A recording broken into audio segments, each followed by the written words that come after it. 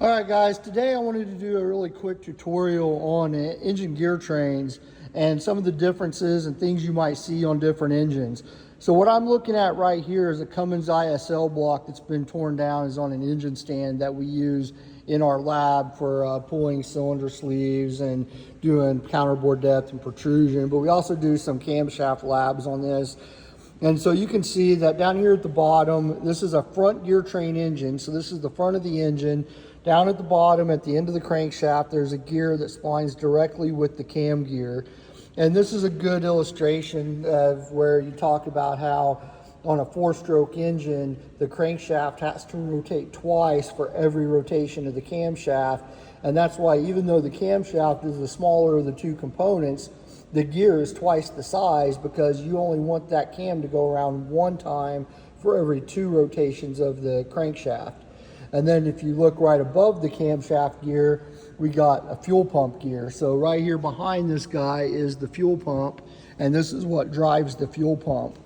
So for this whole setup, a couple of things you do want to measure. You want to measure camshaft endplay, right? You want to make sure that camshaft isn't moving forward and backward in the block too much.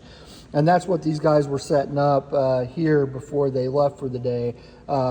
And then you also want to check your gear lash, right? So you would want to put a dial indicator on the teeth here and then try to work these gears back and forth and see how much lash there is. You can't have 0 lash because you need a little bit of room for heat expansion. But if you have too little lash, then you're going to end up breaking them because of the heat expansion. So it's got to be just right. So that's kind of this one. If we come around here and look at the International, you can see that it's also an in-block cam engine, and it's not that different than the Cummins, with the exception that things are just in a little bit of a different order. So right here, we have the crankshaft rotating this guy, which is rotating this guy, which is rotating this guy. So there is a lot of gear reduction going on here, but ultimately this guy right here is your camshaft gear.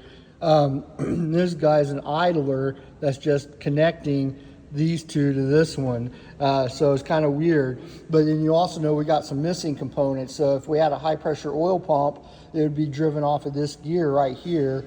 And then down here, if we had like an air compressor, it would be driven by this gear right here. So again, this is also the front of the engine. So this is a rear front gear train engine. If I take you over here, I show you what a rear gear train engine looks like. This is a rear gear train engine.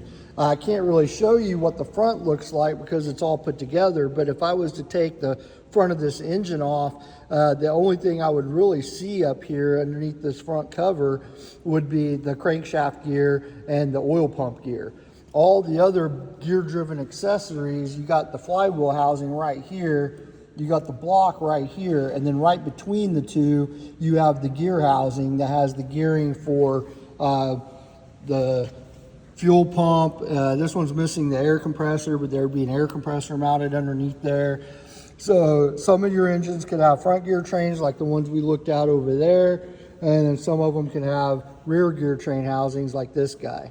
So I hope that cleared up any questions you might have had about different types of gear sets on engines and how they operate and where they can be found. If you have any questions, as usual, please just put them in the comments. Thank you.